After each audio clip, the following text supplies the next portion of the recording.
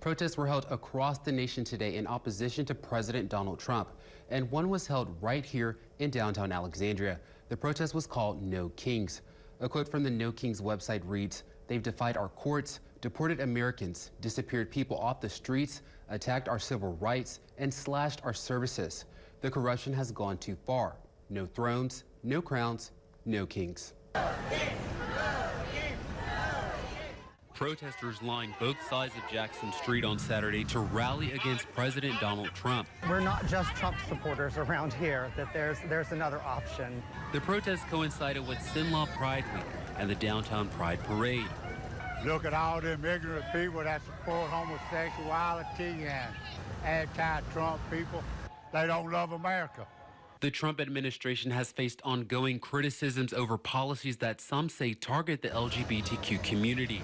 That includes the removal of diversity, equity, and inclusion programs and an executive order defining male and female as the only federally recognized genders. Jason Gray says he showed up to support his community in response to recent calls by the Southern Baptist Convention to overturn gay marriage.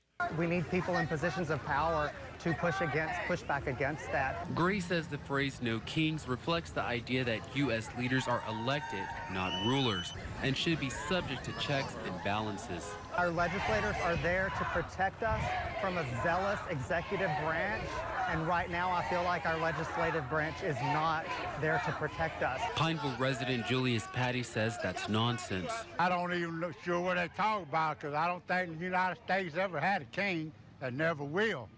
You know, Trump's the president. He's not a king, never will be. President Trump campaigned on a promise of mass deportations. Hey, if you come here illegally, go back and come the right way. Because like I said, most of them's criminals, so get rid of them. Save America. So far, just over 51,000 immigrants are in ICE detention, according to NBC News. This nation is built off of immigrants, you know, from the food that we eat. Everything's mixed, everything has culture. NBC reports that the Trump administration deported just over 40,000 migrants between February and April.